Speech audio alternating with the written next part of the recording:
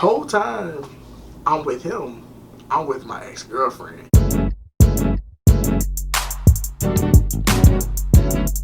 What's good, Trendsetters? Welcome back to the channel. And if you're new to the channel, I am Will and you are watching Trendsetters TV. Alright, so if you are an OG Trendsetter or just an OG supporter before I called y'all Trendsetters, I did this story time about 3 times. So the first time I did it, it was mediocre. The second time I did it, which was after I finished crabbing, I had the beard. I'm Coming Out by Diana Ross, the instrumental of the song playing in the background. So the edits and everything was fire. Then it got copyrighted, so I had to delete it. I did the video again when I got my camera. And for those OG supporters, before y'all was Trendsetters, I used to make videos off my iPad and I used the Instagram camera. And for those who know about cameras, y'all know that the Instagram camera, Snapchat camera are totally different from a camera, which is what I have now. What you see on Instagram and what you see on Snapchat, it is what you see in the mirror. That's how you see yourself. And what you see on like a camera, what I have, is totally different. I was insecure about how I looked. Don't know why. I flipped it so that I saw what I'm used to seeing. Nobody has ever said anything to me. I'm sure some people caught it, but just never say anything. But anyways, I'm about to read you the story time and tell y'all some details that I didn't include the first time. Anyways, I ain't gonna say too much, but let's get into it. I don't know what alias I gave my ex, but we gonna call him Chris. August of 2012, and I was a whole freshman at Highland Springs High School. We was in band camp outside. I was with my trombone friend. I think it was like the second week of band camp. Anyways, Chris was late. I saw him by himself. I walked up to him. I introduced myself. He told me who he was and this, that, and the third. Why he was late. I forgot why he was late. And from then on, we clicked. Like, he beated me.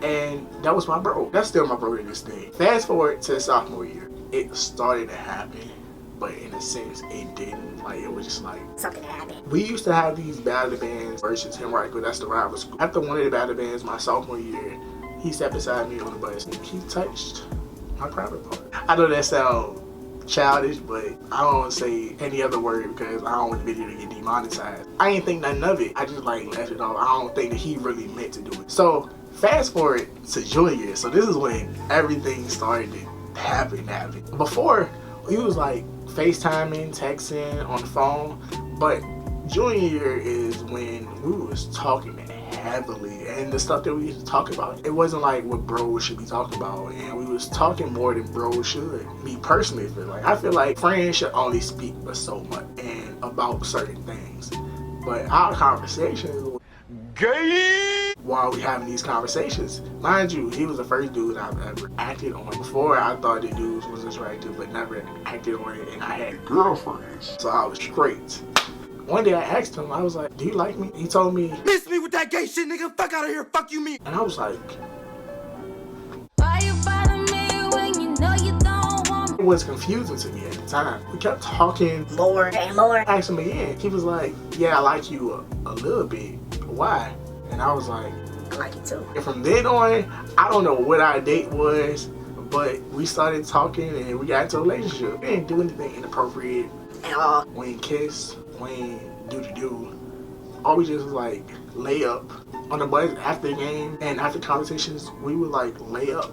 Like that was our time in person, and it was dark on the bus, so didn't nobody see anything that was going on except for one of our friends talked. Basically what we did before, it was a title included. I didn't want to do anything, he didn't want to do anything. It was just so weird. And the whole time I'm with him, I'm with my ex-girlfriend. She will always have a place in my heart because we was friends first. I was so close with her from middle school till then. It was our second time being in a relationship. First time, I forgot when we broke up. This time, I was with him while I was with her. And I didn't tell her that until a whole year after, but we gonna get into that. I was with him. He had a girlfriend. Then stuff became inconsistent. And I don't like inconsistencies. That relationship taught me consistency is key. And don't stay around for no BS. The exact words that I told him was, you either gonna be consistent or non-existent. And he was like, I'm done. And I was hurt. And it really bothered me. That was the first time I ever felt real love. Allegedly. Like what I was doing for him, it was love. I brought him charger cases. I did a lot for him. He just made me happy for just being there, somebody to talk to, and I was happy with it. Fast forward to March. So I really wanted him back. I was in love with him, but he ain't really love me. He liked me, but he ain't love me for how he did me, unless he just never experienced anything like that, so he just tried to push me to the side. Anyways, I was in my last class of the day. I get a text in the group chat, and it was like, I heard you been trying to get Chris. And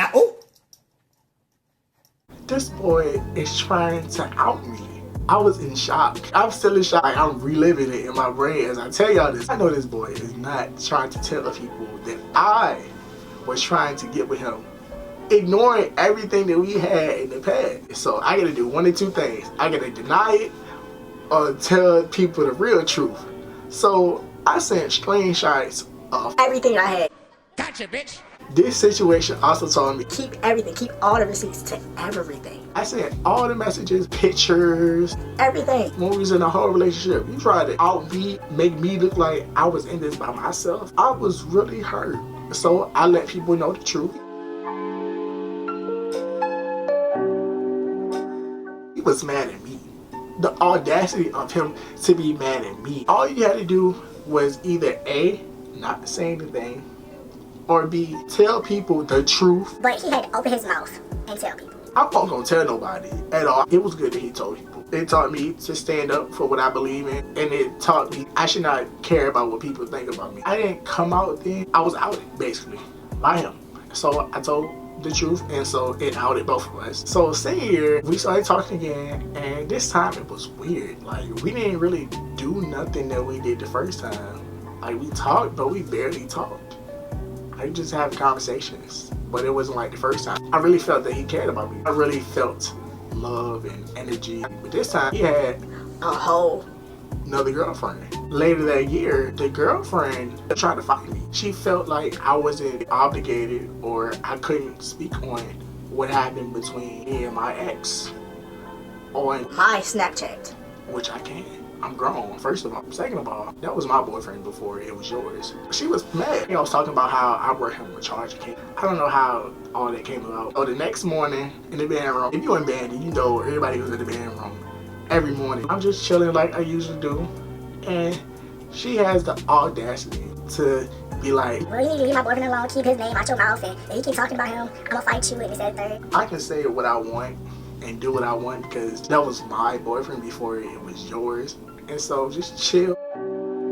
I'm smiling like, okay, like, and January 1st, 2016, that's when I officially came out as gay.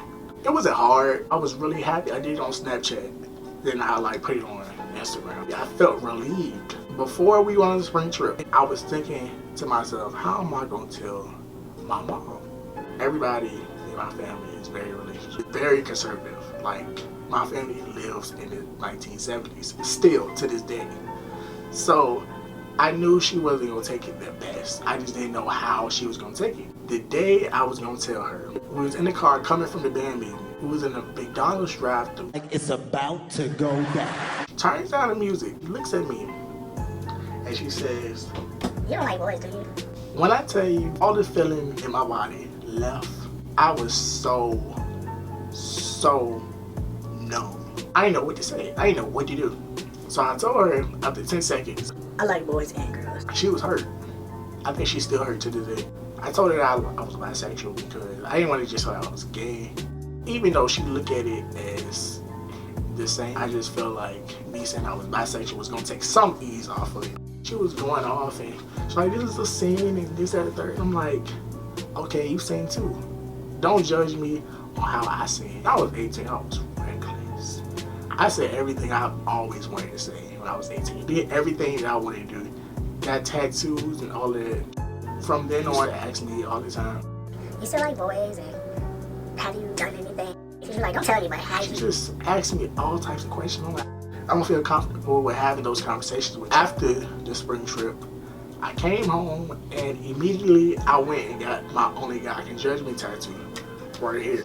Got that tattoo. Tell myself, I don't care what anybody has to say about me. Friend, family, stranger, whoever. All that matters is how I feel and how God feels.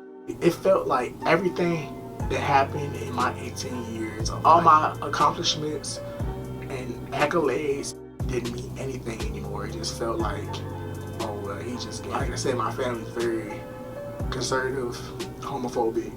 Really hurt me from what she said. She never apologized for anything she said, but I know that she's sorry. I don't think she realized how bad it hurt me, because I never like told her, hey mom, when I came out and you said what you said to me, it really hurt me. 2 years later, 2018, I was in one of my crab brothers' room, and I decided to, even though it was probably already known, because she got a big mouth, she told like the whole world when I came out. I couldn't tell my granddad, I couldn't tell my grandma, she told everybody. And so anyways, I told whoever didn't know on Facebook. So I made a long post. I might include it. If I include it, it's gonna be right here. I put a long post saying I really don't care about whoever doesn't accept me. But yeah, everybody was so accepting. Yeah, one of my cousins like, well, I think everybody knew, we just didn't say anything. and I'm like, I didn't ask you if you already knew.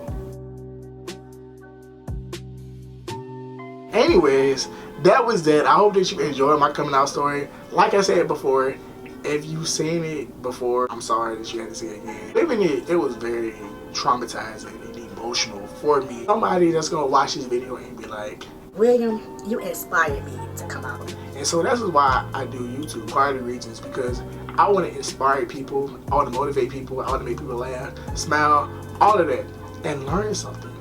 Anyways, if you enjoyed this video, make sure you like, comment, and subscribe. Turn your post notifications on so you get all and not some of the notifications of my videos. And I will catch you on the next episode of Trench the Witty. I'm gone.